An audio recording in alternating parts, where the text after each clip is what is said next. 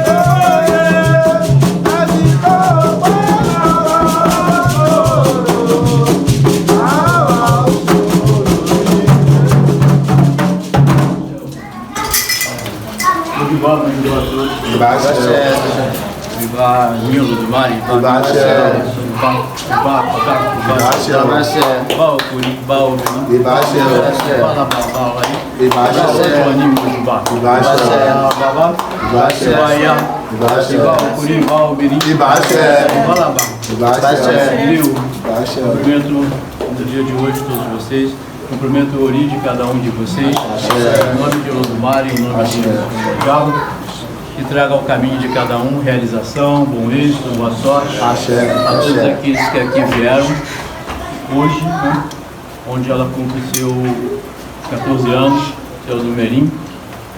Rogo ao Odun Merinlá, Obrigação, Olosun, Xangô, Oyá, todos os Orixás, que a vida seja de progresso, de prosperidade, de felicidade, de bom êxito, de realizações, de vitória na vida.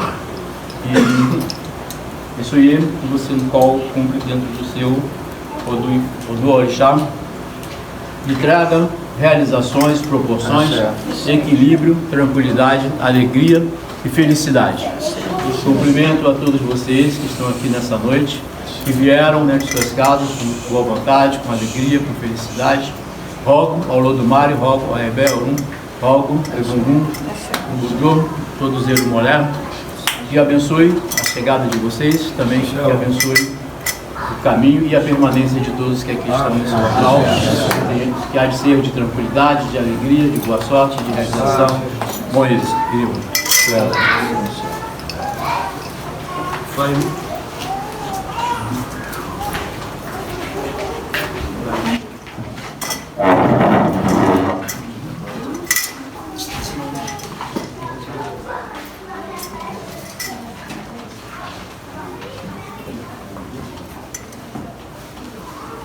Iba iba wa, iba ṣe iba o.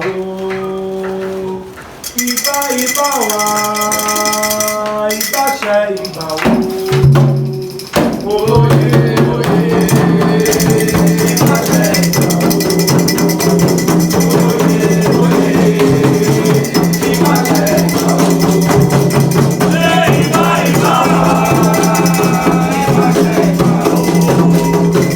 Iba iba wa, iba ṣe iba o.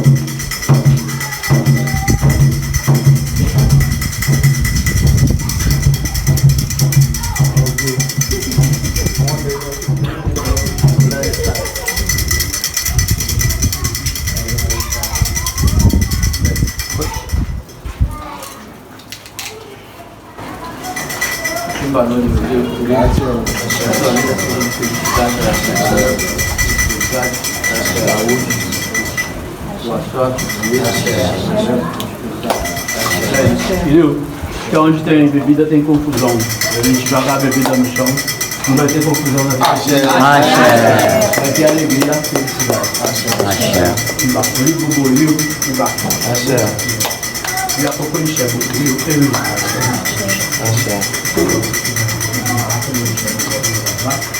Passamos por rio. Biólogo, embaixo. Isso aí. Reconheça esse olheiro que você está fazendo no dia de hoje, que não se arrumar, não se arrumar, não se arrumar. Nada para a sua sorte, para a sua saúde, para a sua vida, para o seu progresso, para a prosperidade do seu caminho. E a pouco, para a sua vontade. Assim também estamos fazendo. Tinha elétrico, na vida, no progresso, na prosperidade, no êxito, na função e realização dos sonhos. Como é que nossa tradição, dentro do nosso axé, né? Nosso axé sempre chama o nativo da nossa tradição para que ele cumprimente todo o meu aí, Babalorisa.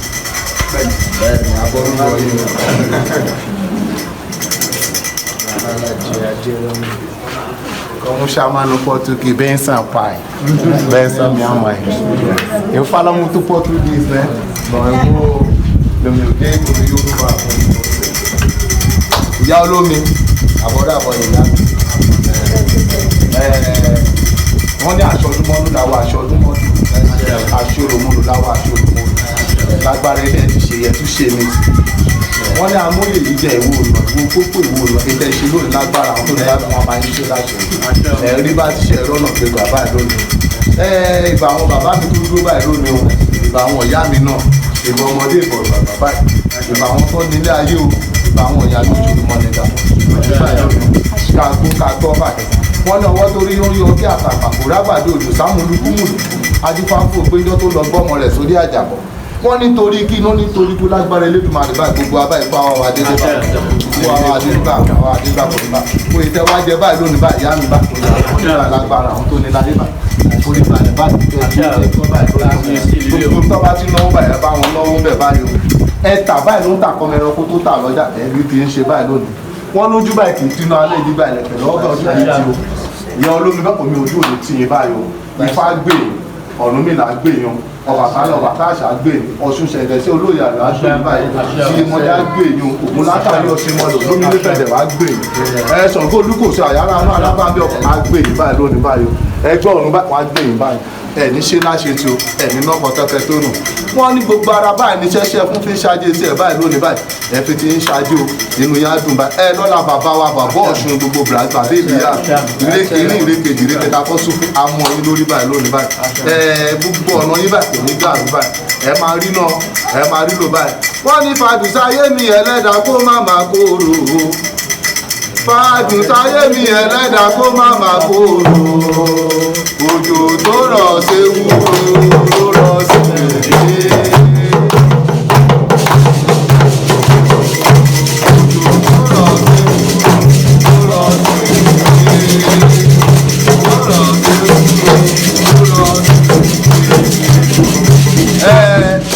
Òjò tó rọ̀ sí wúro òun ló rọ̀ sí lékè tọ́mú sílíkà mesmo chuva que dá esse madu ewúro esse madu ilékè ilékè é doce, né? Ewúro é amargo. Mas sempre vai deixar a tua vida doce. Axé, todo mundo que tá aí. Axé. Vida longa pra vocês. Muito dinheiro pra vocês. Ele mano, kó gbàdúrà fọ́ra àgbọ̀ bàbá mi. Obi wa báyìí, obi ẹ̀ là báyìí o. Obi ire báyìí.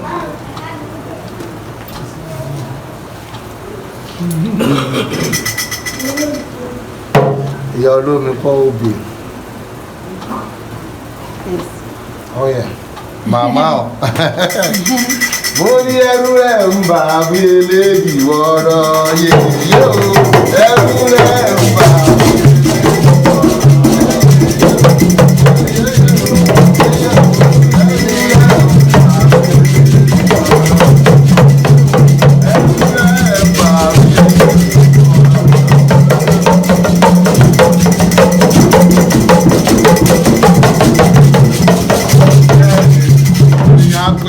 gbogbo agbọ́ báyìí lónìí bá gbọ́ ọ̀la báyìí lónìí láṣìírí fún yín báyìí wọ́n ló bì báyìí ní ibi kú o òbí báyìí ní bàrùn abikú fún yín bàrùn dànù báyìí nínú gbólóbi so sọmọ aráyé fi lànà orí kan wọ́n á lànà ajé kan yín lónìí wọ́n á lànà ọ̀là kan yín báyìí lónìí báyìí ní ṣe láṣẹ tí báyìí inú yín á dùn báyìí rí náà rí lò báyìí gbogbo àwọn tó ní láyé wọ́n á gbọ́dọ̀ wà lù báyìí lónìí obì olójú mẹ́rin báyìí mo yọ báyìí lónìí o lágbára àwọn tó ní láyé báyìí o ọmọ tán tí bí wọn ní fọwọ́ kàn yín lójú báyìí lónìí báyìí gbogbo tọ́nà yín bá wà báyìí ire ajé ni o ire owó báyìí ọmọ aráyé bá wọn ní tójú bọ̀bẹ̀ báyìí lónìí báyìí ìfọkànbalẹ̀ ẹ̀mí gígùn àlàáfíà báyìí kò máa jẹ́ ti báyìí nǹkan tuntun fídíò wọn tó bá fọwọ́ kàn àdọ́bẹ̀ àdọ́ fi ń lọ lágbára Olódùmarè owó ò ní sá fún yín o dọ́là euro mọ́nì lágbára ìdí máa jẹ́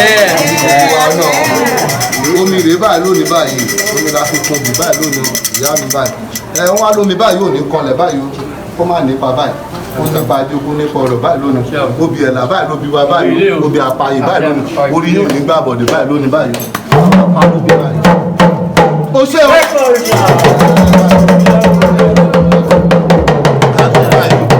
a máa rí ná ká máa rí lò báyìí o ọ̀rọ̀ yá dayọ̀ báyìí ẹ̀ nínú ọkàn tọ́kẹ́ tó rí mi báyìí ó gbóòrè báyìí ó gbóòrè báyìí o gbọ́ àlàbí báyìí kẹ́ fi rúkó rí báyìí kẹ́ fi lè jogi báyìí lọ́kùnlọ́kùn báyìí lónìí.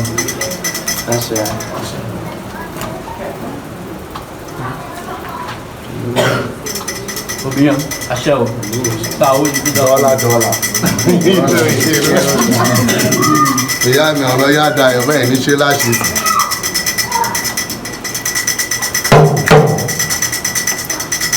Gbóòrè ìyá o lẹ́yìn omi ẹ̀rọ báyìí lónìí o gbóòrè báyìí lónìí gbogbo yóò gbogbo ọ̀là báyìí lónìí o àfọgbó gbogbo báyìí káfọ́nà bọ́là báyìí lónìí báyìí.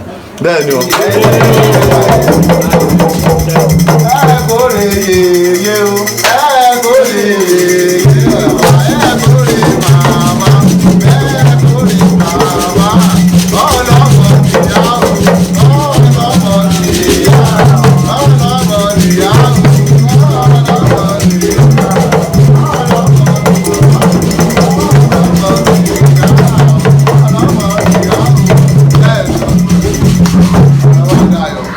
ọ̀dọ̀ agbójú wa báyìí lónìí àwa gbogbo ṣe ń gbó ká gbó bí àwọn ọmọ àgbàgbọ́ atari ìyá mi ìran atari kan báyìí kì í di tiẹ̀ láàbọ̀ lógúnlógún lọ́gbọ̀nlọ́gbọ̀n látàrí máa ń di tiẹ̀ lágbára Olódùmarè báyìí ọmọ kan báyìí lè máa pè bọ́ máa jẹ yín ẹ̀mí fọmọ ṣàwátì o tọ́ bá ń lọ tọ́ bá ń bọ̀ báyìí iṣẹ́ kékeré wọn máa fún owó ńláńlá náà máa gbé pàdé yín lágbára àwọn ìlera yìí tó fàlà kọ̀kẹ́ ń náà bí ìdá ìdá ibi kó sẹ́ẹ̀bì tí wọ́n ti fi yẹn. àṣẹ ò yóò tán bẹ́ẹ̀ bẹ́ẹ̀ ni ọ̀rọ̀ wa ga ayọ̀ báyìí ká gbó báyìí àtàrí òní káwá lójú báyìí ọ̀rọ̀ ń bá rẹ̀ báyìí.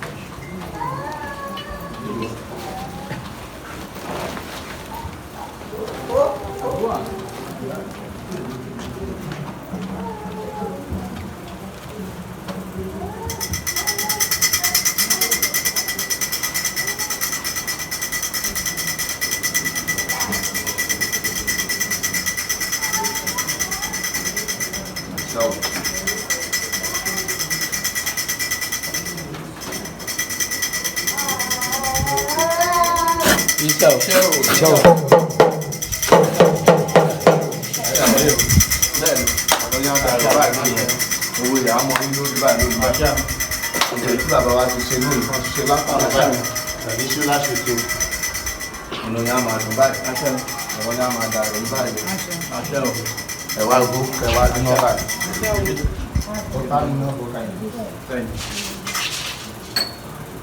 Isso, eu posso saber o bolho, o olho,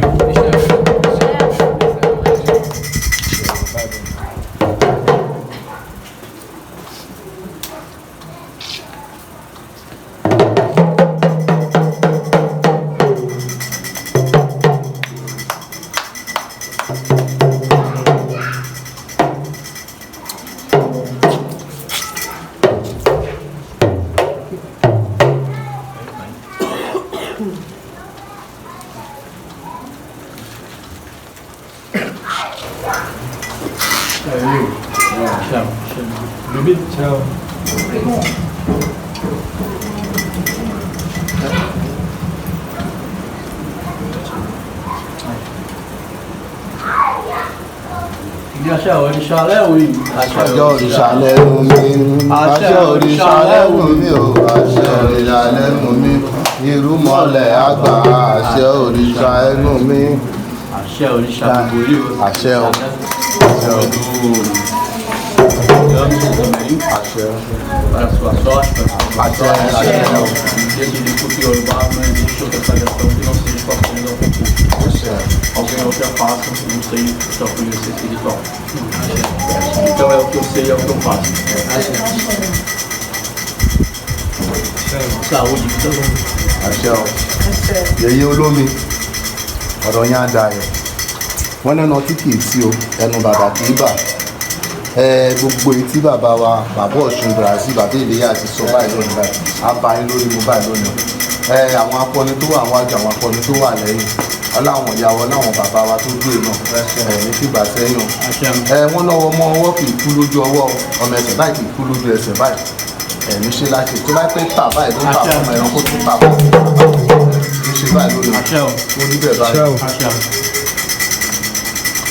Olùọlá o.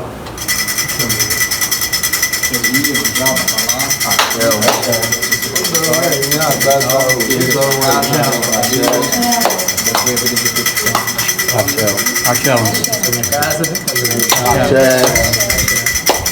àṣẹ o. Ifáṣọlá o.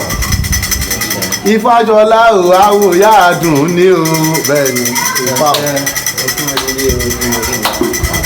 Lẹ́yìn gbogbo ìṣá ilé ìpàlẹ́ wa, ilé ajé ìdí gbogbo ìṣá aláṣẹ láti kúlẹ̀kúlẹ̀ kẹ́ faramina kẹ́ ẹ̀ṣẹ̀ta tó ṣe. Bẹ́ẹ̀ ni. Ẹ̀ṣẹ̀ta tó ṣe kúlẹ̀ kẹ́ ìgbà. Àṣẹ ìjẹ́ ṣẹ́fẹ̀ tó ṣe.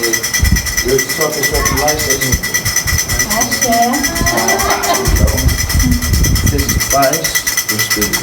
Àṣẹ àṣẹ wa àṣẹ wa àṣẹ wa àṣẹ àṣẹ bàbá ìdílé bàbá Olosun àṣẹ bàbá Omiekundayo bàbá àṣẹ bàbá ìdílé àṣẹ bàbá àṣẹ àṣẹ àṣẹ àṣẹ bẹ́ẹ̀ ni àṣẹ o precisa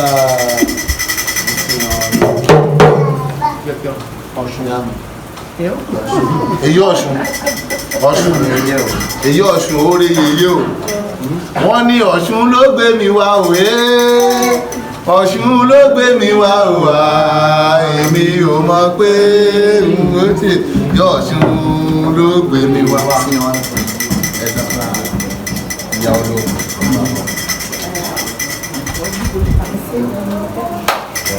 Axé, Estou muito feliz de participar. axé, axé, axé. Feliz de estar fazendo parte Axé. dessa galera de recepção.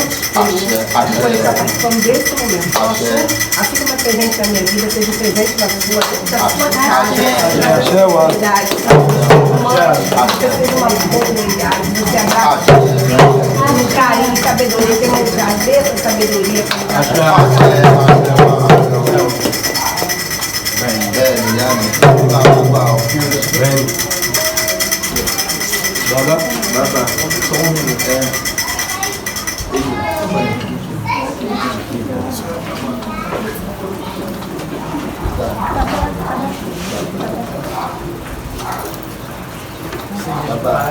Estava no dia da saída dele, a vida vai ser no senhor. Ele está aqui. Axé, Axé, ó.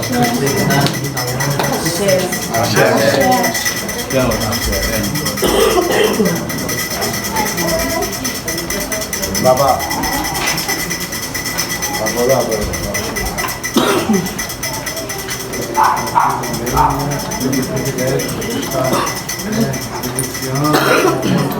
Único na sua vida, então que seja, né, essa felicidade que você está sentindo e transmitindo para todos nós. Saúde, paz, caminhos de luz, caminhos de vitória para você.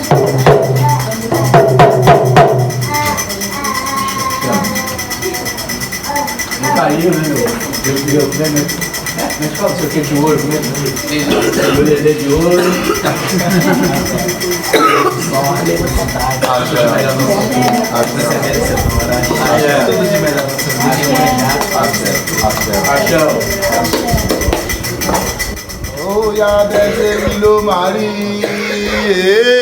Bruno, baixe vino Mari, baixe vino Mari, baixe vino Mari.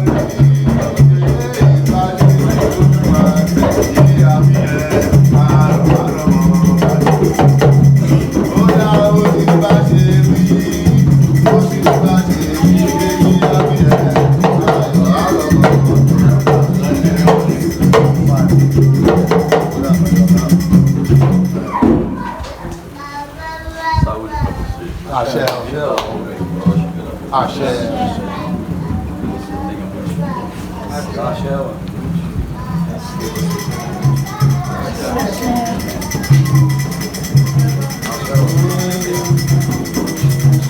Eu não vi não.